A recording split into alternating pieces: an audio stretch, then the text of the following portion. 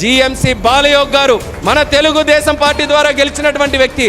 చంద్రబాబు నాయుడు గారు దళితుల తాలూకా స్థానం అక్కడ ఉండాలి, అందరికంటే పైన ఉండాలి, వాళ్ళు శాసించే స్థానంలో ఉండాలని చెప్పి అప్పటి వరకు కూడా దళితుడు దేశానికి స్పీకర్ అయినటువంటిది లేదు.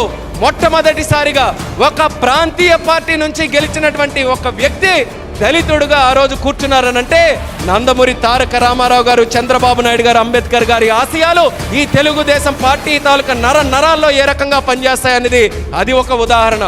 ప్రతిభా భారతి గారిని మనం అసెంబ్లీలో స్పీకర్గా చేసుకున్నాం.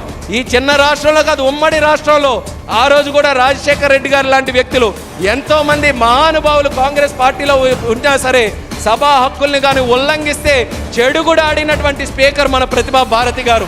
అటువంటి మంచి వ్యక్తుల్ని మనం ఉన్నతమైనటువంటి స్థానాల్లో మనం కూర్చొని పెట్టాం. ఆ కమిట్మెంట్ ఈ రోజు వరకు పోకుండా ఉంది. ఆ కమిట్మెంట్తోనే చంద్రబాబు నాయుడు గారు పనిచేస్తున్నారు.